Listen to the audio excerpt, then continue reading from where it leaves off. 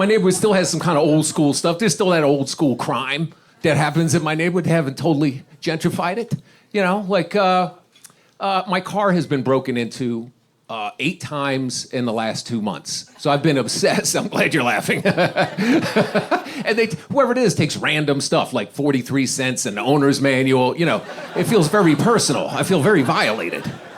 So I'm like, I'm having violent fantasies. If I could only catch this person. If I could only catch him.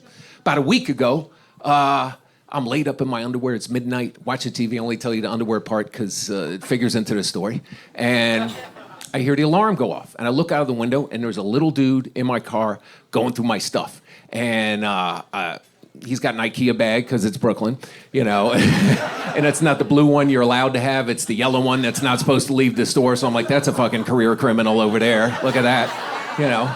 So I'm banging on the window, and he's like, fuck you, buddy. I'm like, oh, it's on now. It's on. You know, so I run out of the house. I'm chasing this guy. I'm booking after this guy. I realized 2 blocks into it, I was so angry about the whole thing. I didn't put on pants. I'm chasing this guy in my underwear. I got on flip-flops, and I have that plantar fasciitis where you got to have the the insoles. You know, every step hurts. Like, I don't have my glasses. I'm falling apart. I'm the Tin Man chasing this guy, you know? So this is not thought out, you know? So I finally catch up to him, and now's my moment, right? I catch up to him, and he's like, "I'm sorry," you know, and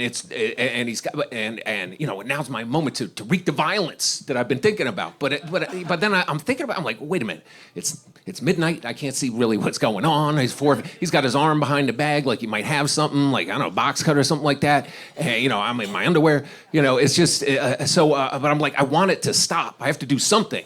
So I improvise. I just say to him, I said, listen, man, if you ever come to this neighborhood again, I'm going to have to rape you, right? And I don't know where that came from. Right?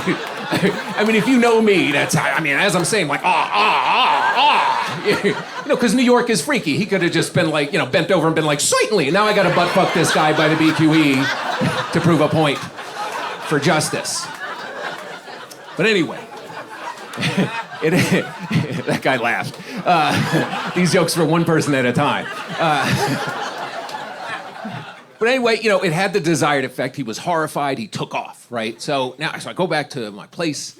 Yeah, I put on pants, shoes, shirt. I go to the precinct. It's 2 blocks away. And I'm like, listen, there was a guy breaking into cars. I pursued him. We had a discussion. And they're like, let's go for a ride. Let's go find this fucking cocksucker over there. And they put out they're very amped up, right? And they put out the APB. There's some guy over there with the, with the fucking IKEA bag running around there breaking their cars. Let's go fucking find it. You know, so I'm driving around. Within 10 minutes, they get a call that they've hemmed up this guy over there on Sackett Street, Red Hook or whatever, you know, meets the description. We drive over there. I see the guy, like the lights on him, you know, and he's pacing back and forth and everything. And the cop with me, he's like, that's the guy, right? That's the guy. And I'm like, oh, wait a minute. Because he had a hat on, and he didn't have a hat before. And, you know, you want to be 100% sure. You know, you've seen those HBO documentaries, it's the wrong person, and then you go to jail and lives are ruined and everything. So I'm like, he didn't have a hat on. So the cop next to me, he's like, hey, take off the hat. Right.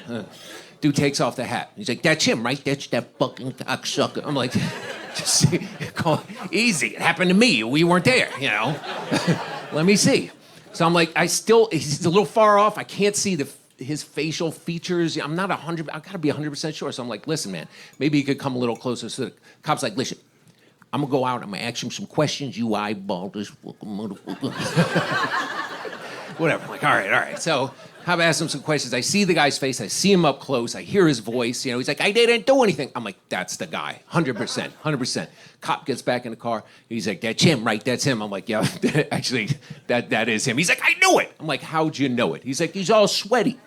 I'm like, why you all sweaty? He's like, I was out running. Why you running at midnight? Some dude was chasing me, threatened to rape me. So...